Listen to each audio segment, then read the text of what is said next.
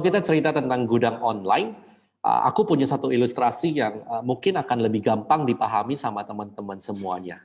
Oke.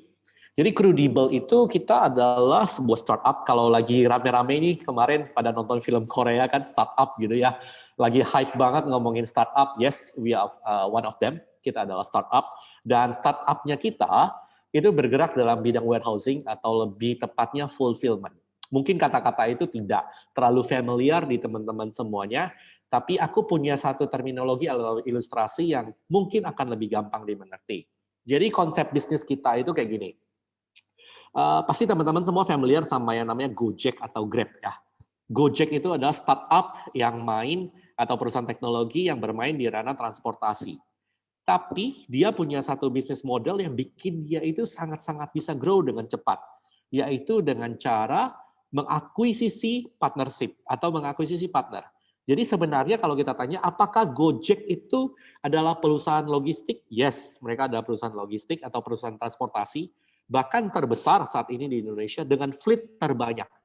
Pertanyaannya, apakah itu semuanya mereka own by themselves atau mereka miliki sendiri? Tidak. Mereka doing partner. Artinya ada yang namanya si Gojek, dia yang build platformnya, dia buka aplikasinya, dia yang bikin aplikasinya, kemudian dia coba berpartner dengan mitranya, yang dinamakan mitra Gojek ataupun mitra Grab gitu ya. Nah, kita kurang lebih sama seperti itu. Jadi kita bermitra dengan orang-orang yang memiliki space atau tempat yang berbentuk mulai dari rumah, ruko, atau gudang, yang tempatnya idle, nggak diapa-apain gitu. Dan kalau kita misalnya teman-teman semuanya lihat di sepanjang jalan itu banyak banget kan tulisan ruko disewakan, rumah dijual, semuanya itu terbengkalai gitu, tanpa ada value of money-nya.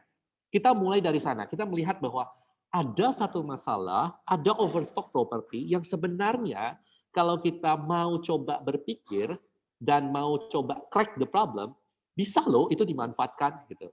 Dari founder kita, Pak CEO kita, Pak Dana Galindra, dia melihat ada peluang di sana, kemudian dia mencoba membuka bisnis yang seperti ini. Jadi kita mengcapture idle space tadi, rumah-rumah kosong, ruko ataupun gudang, itu menjadi gudang untuk para online shop ataupun pelaku bisnis UMKM ataupun pelaku bisnis e-commerce.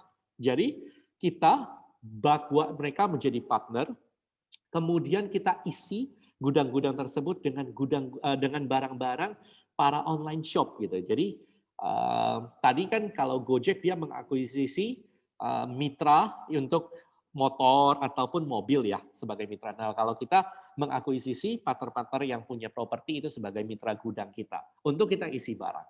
Kurang lebih bisnis model kita seperti itu. Nah, kita go deep lagi sekarang. So, kalau aku melihat ya, balik lagi gimana caranya, tadi kan kita udah kilas balik tentang Crudable, gimana sih cara Crudable bisa bantu teman-teman dalam berbisnis, apalagi dalam situasi pandemi seperti ini.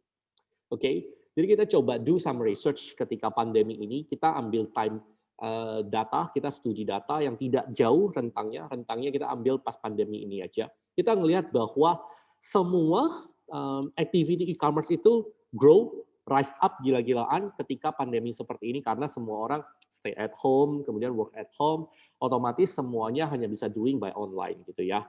Dan ini adalah peningkatannya. To be more simple, angka-angka ini kita nggak usah pusingin. Aku kasih satu angka saja yang lebih gampang dilihat. Oke, jadi dari semua angka tadi, kalau kita melihat sebenarnya pemain e-commerce itu pasti akan identik dengan mereka bisa build web sendiri, tentunya dengan Yaga Hoster. Kemudian ada juga yang bermain di marketplace, gitu ya. Semua platform atau selling channel pasti akan dipakai. Somehow sebenarnya kalau kita melihat ada sinergi antara kalau dia punya web store ataupun dia marketplace, ujung-ujungnya walaupun dia marketplace pasti dia akan bermain di web store juga, gitu ya.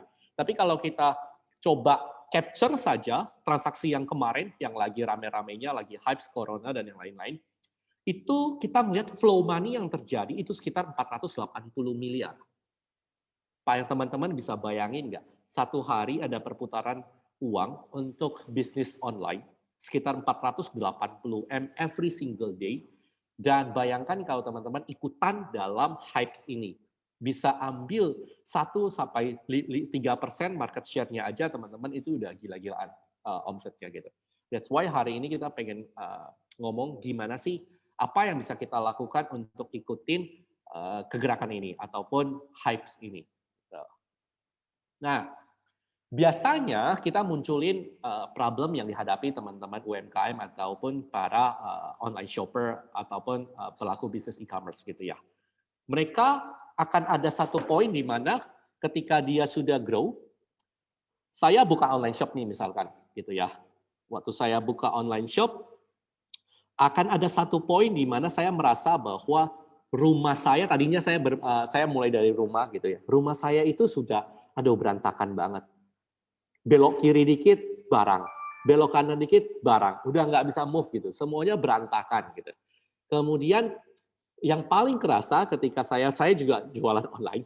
Yang paling saya kerasa itu adalah ketika kalau lagi rame-ramenya, kayak kemarin 11-11 dan 12-12 itu, semuanya packing gila-gilaan. Oke. Jadi kalau misalnya bayangkan kalau Anda hiring 1-2 orang untuk bantu packaging, dan pas lagi 11-11, 12-11, tiba-tiba mereka nggak masuk. Mereka sakit. Gitu. Bayangkan kalian semuanya akan packing gila-gilaan lebur semuanya. Dan kemudian ada lagi, poin ketiga itu adalah lokasi. Tadi waktu teman-teman semuanya join, aku happy banget ngelihat bahwa ini malah bukan Jabodetabek best. Artinya teman-teman banyak yang dari luar kota. Nah, sayang sekali sebenarnya teman-teman yang dari luar kota pasti sebenarnya pengen jualan di Jakarta atau Jabodetabek. Karena ngelihat potensi marketnya yang lebih besar.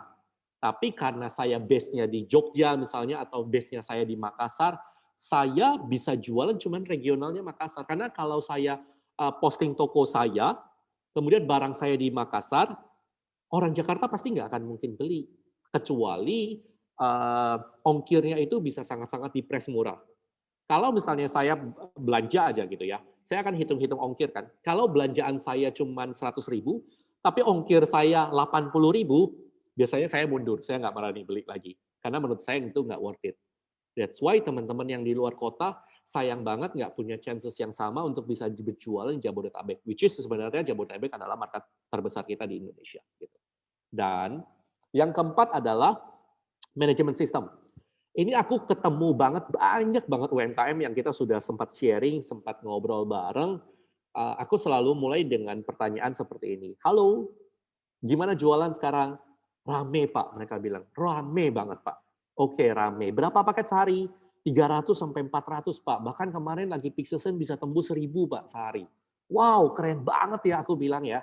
Terus aku tanya sama mereka, selama ini inventory sebanyak itu pernah direkap nggak ya? Pernah di stok opnam nggak ya? Ada salah packing nggak? Baru mereka mulai pikir, waduh, iya ya, selama ini aku jualan gila-gilaan tanpa pernah mikirin gituan lagi. Artinya sebenarnya saya hanya melihat duit saya banyak diputar di marketplace ataupun di webstore, tapi kalau hitung-hitungan P&L atau profit and loss-nya saya nggak pernah keep track sampai di sana. Yang penting masih ada duit, saya puterin gitu. Dan aku mau bilang sama teman-teman saya, please aware sama hal itu, karena itulah yang akan menunjukkan teman-teman bisnisnya bisa grow dengan sehat atau tidak ke depannya gitu. So, dari 4 masalah ini, kita akan bantu crack semua masalahnya satu persatu dengan kredibel tentunya. Oke. Nah, platform gudang online ini atau aku bilang kredibel, salah satu ataupun 3 poin penting kita itu adalah kita bisa mengubah fixed cost menjadi variable cost.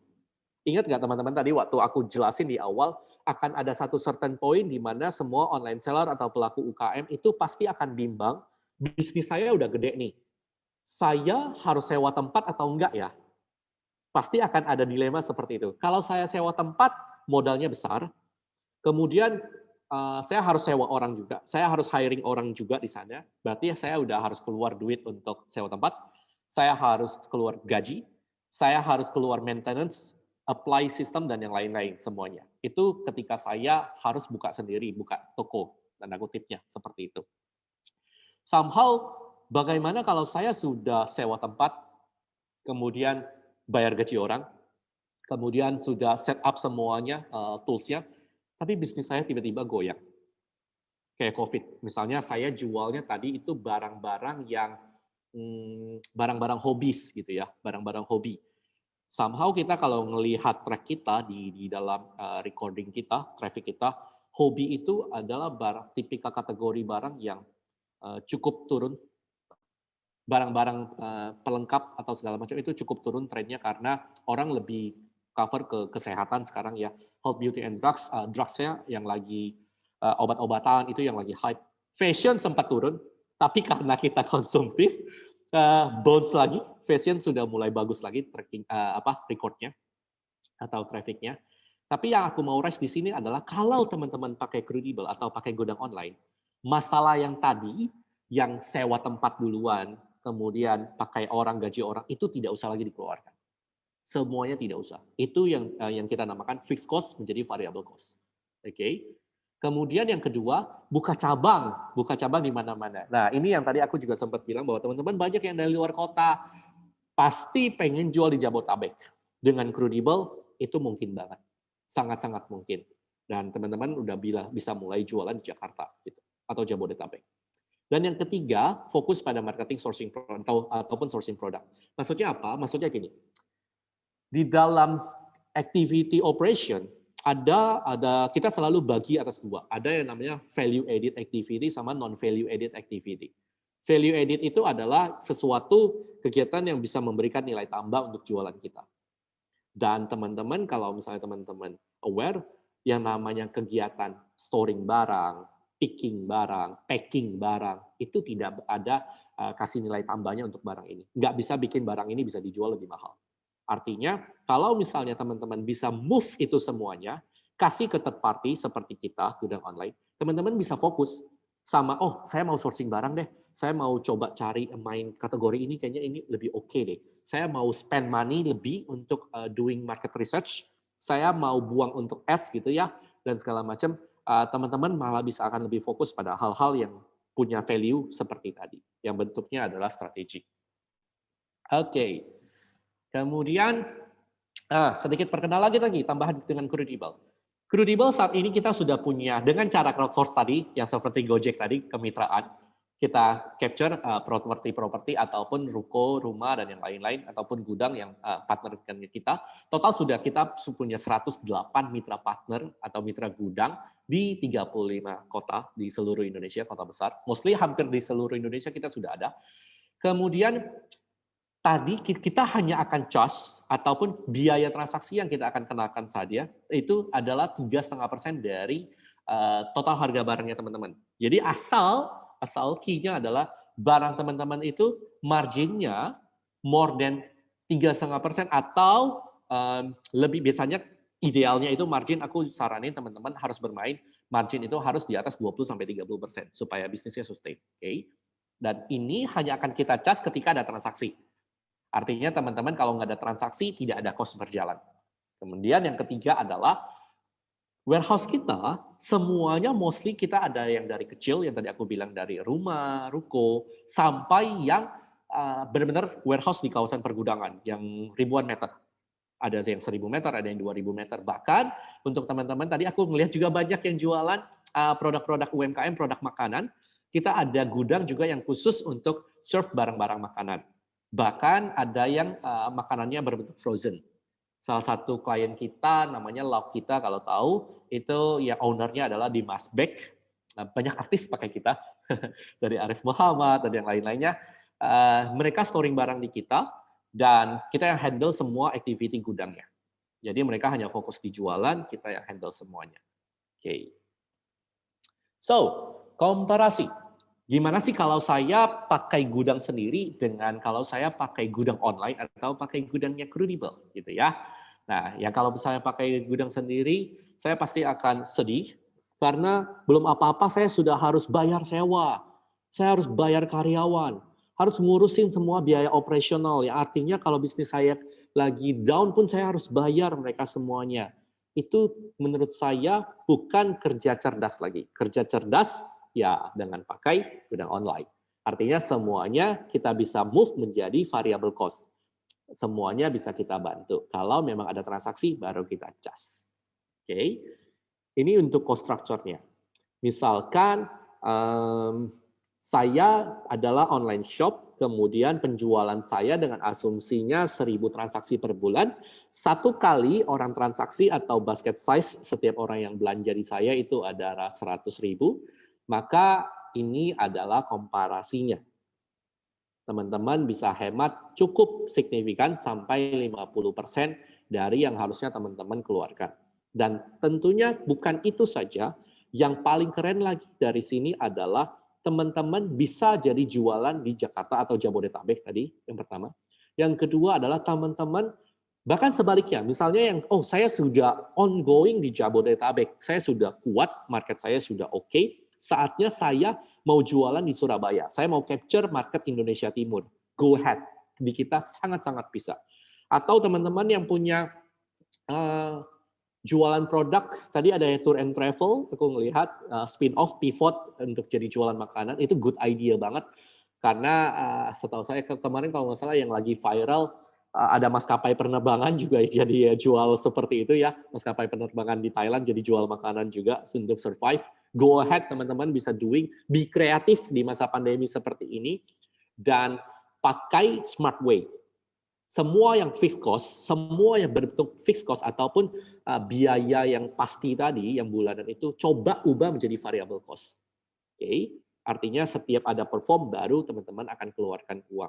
Itu adalah yang bisa kita offering ke teman-teman semua supaya bisnisnya bisa lebih grow dan lebih safe buat teman-teman semuanya di kala pandemi ini. Jangan burn out money yang terlalu besar untuk sesuatu yang tidak diperhitungkan dengan baik atau misalnya apapun itu. Kalau dengan cara seperti ini teman-teman bisa berbisnis dengan lebih safety dan lebih optimize. Oke. Ini adalah klien-klien kita, ada banyak banget sebenarnya tidak muat ini, tapi ada kalau misalnya teman-teman yang jual busana muslim bisa nanti lihat di Gelis, gelis.co.id itu salah satu klien kita juga, ada imported.org kalau tahu teman-teman yang suka import barang, nah mereka pakai gudang kita juga. Ada Vibes, Vibes itu unik, dia itu perusahaan yang isinya influencer untuk kita review terus kita dapat barang gitu.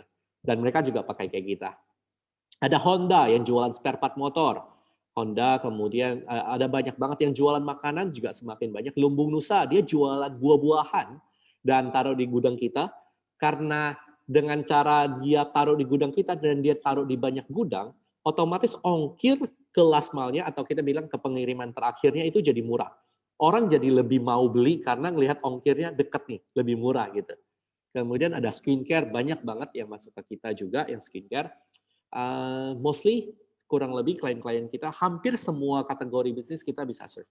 Hampir tidak ada yang tidak bisa.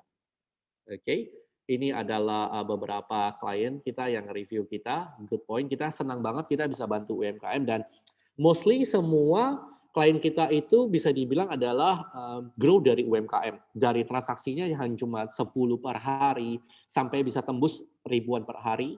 Kita senang banget melihat growing-nya mereka bersama kita.